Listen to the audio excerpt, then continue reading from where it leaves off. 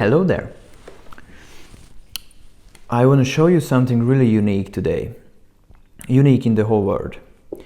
Did you know that J.R.R. Tolkien found his inspiration for The Lord of the Rings and The Hobbit when he visited Switzerland in 1911 at the age of 19?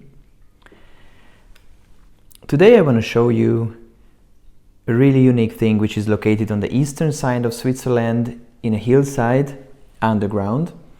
It's a real Hobbit hole and the Middle-earth Museum.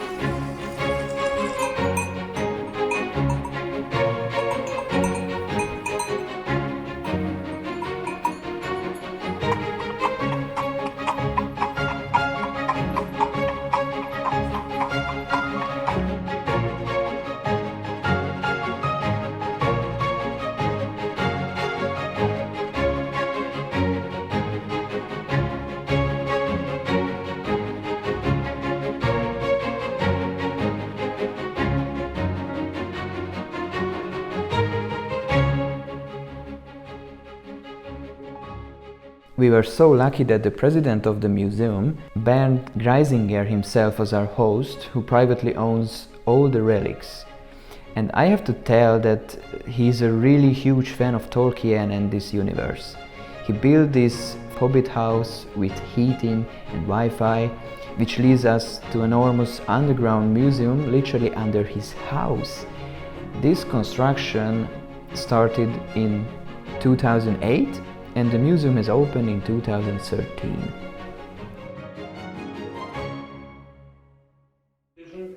With WLAN, Wi-Fi and a satellite television. So this is a really Swiss flat.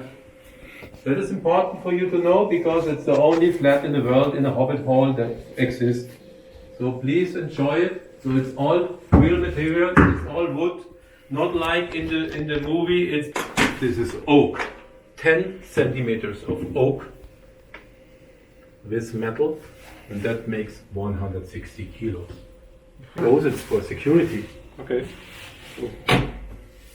It's all hidden. Yeah, take care.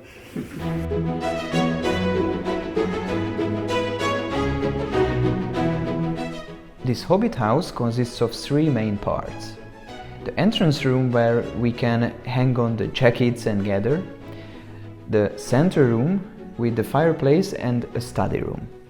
We almost spent 30 minutes to 1 hour in each room, and Mr. Greisinger was telling us the entire Tolkien history. It all started with Tolkien's opinion about the good language and what was his motivation to write The Hobbit first. In the center room we started to realize how serious is his collection when he said that the chandelier on the ceiling is literally from Tolkien's house. So I saved this chandelier for us. He told us some fun facts about Tolkien himself too. Like he loved to smoke pipes and that's why it's also in the books and the movies. We learned that a lot of things are not quite correct or accurate in the movie. For example, Bilbo's contract. Business is done by Danny Reeve. So he is the expert for nice writing. So please don't read it because this is not Tolkien, okay? This is Peter Jackson fantasy. Because I will show you the correct contract. This is the wrong. The next step was the so-called study room, where we got another boost of fun facts and relics, of course. And we also learned that the real Hobbit houses are not in New Zealand. And I can tell you in the movies Gandalf is wrong. And if you want to know what is the correct Gandalf, the best way is to use the comic. Painted by David Wenzel in 1989, that is the first edition. You'll see the three originals there for this comic version. And because David Wenzel used the story, the book, all that you see here is described like in the book. So here you see the correct Gandalf. Then compare this Gandalf This is the one, this is the version from the movie. You see two big differences. Hair and beard is white, but in the movie he is grey. So he has grey hair, grey beard, and grey cloak. He's Gandalf, totally the grey. But not in the book. In the book has a blue hat and white beard. They decided to make all in grey, that all people understand that he is Gandalf the Grey. But this is a limited edition, a special edition, so you can look inside how it could be in New Zealand if they were allowed to make a hobbit hole inside. So this is a fiction, people, so you don't go to New Zealand to see this because it's only a model, okay?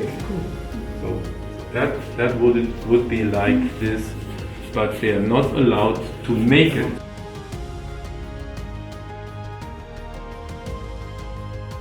The official plan from New Zealand of Hobbit Hole number 28.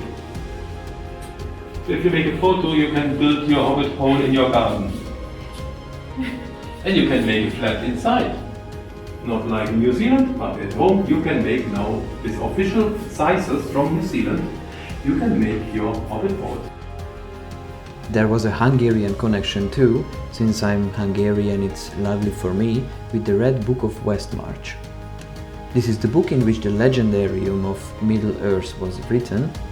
So the Hungarian István Háry put 3 years of work into this project to create a realistic, handwritten version of the book, which was written by Bilbo and Frodo originally.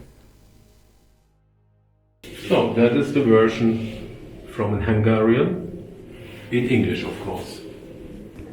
So let's go inside the adventure rooms, because this was the Hobbit Hole for being in a nice place without danger. And then I show you the 7 rooms of the museum underground, that you are able to see the places with different races or creatures, what else. So let's have some fun with adventure rooms. After the Hobbit Hole, he led us to a multi-level underground exhibition. He called it Adventure Rooms. There were pricey paintings and collector figures, relics, original and signed props everywhere. There was a real-sized Barlog, painted with fluorescence layers, standing in a dark room.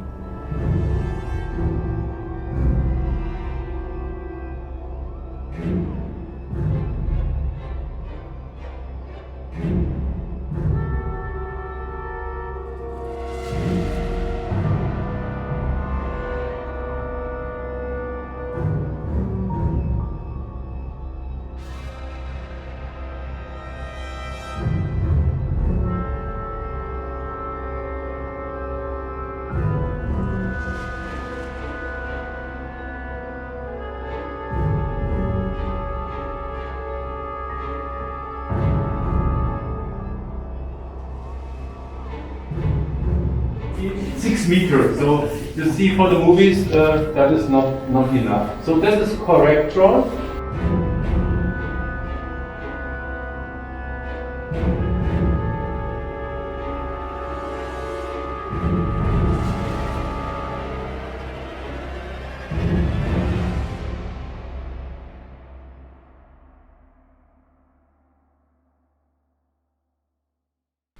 We walked through several rooms, but it was not permitted to take pictures in one of them, where he restoring the original books and relics of Tolkien, which is also signed by Tolkien, and the Tolkien family is still having the copyrights of them, so it was like a sanctuary. Yes, you can read here Lord of the Rings at the spine, okay, so it looks, it's a very interesting piece. How much does it cost? I don't know. We never know. And you see, many pages are crossed, really interesting. And if you look to these pages, you see, it's, I don't know what they use for the movies, but it has any meaning. So the scenes, and don't ask me why. Which movie is it? And Lord of the Rings. All of them. This is part 1. Part 1. So you see here, lunch 1:05 p.m. So it's important they have to eat by making a movie, okay? And at 1:05, not at 1 or 1:15, no, at 1:05. So that's really exactly on the 1:05. So I would say lunch at 1 is also okay. No, 1:05 p.m. I was really exactly, huh? And then I saw one page before how strange this dialogue in this scene is, because you can read it is a dialogue between Gandalf and Aruman. Yes, I was really surprised when I saw it is not Gandalf and Saruman, but it is Aruman. No? So I asked him, please, can you tell me what happened here? I thought it is Saruman the White. And they said, no, that doesn't work, because Sauron and Saruman is too close. And people in the cinema, when they come as visitors, they don't understand if it's the same person or who is who. Sauron, Saruman, Sauron. So they decided for the movie to put the S away from Saruman, and now it's Aruman and Sauron, and then it works. Okay, then I listened to the version in German, and I heard Saruman. I listened to French and Italian version, also Saruman. Only in English it's Aruman. So it was really interesting to see how they look for American people, that they understand that Aruman is not Sauron.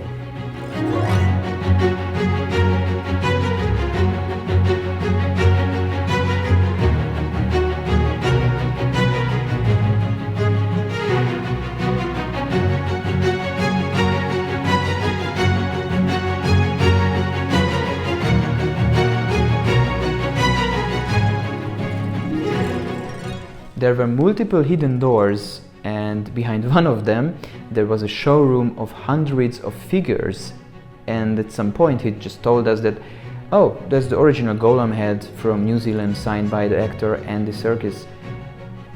Wow, what? This guy collected every possible relic, connected this whole Tolkien universe. It was really shocking.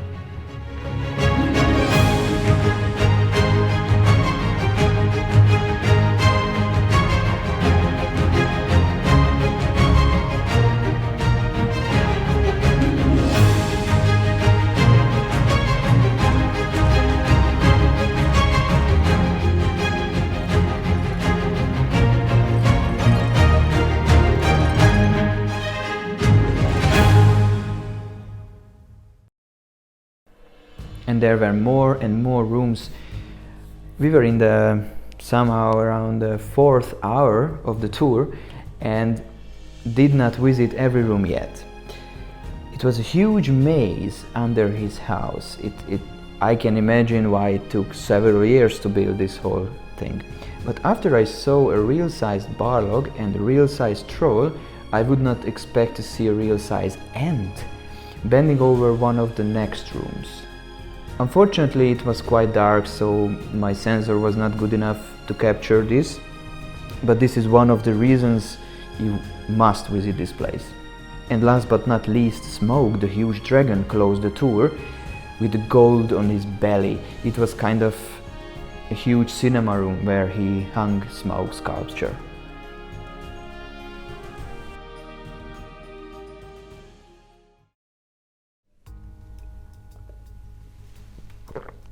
It was an unforgettable experience, even for such a newcomer like me in this whole universe.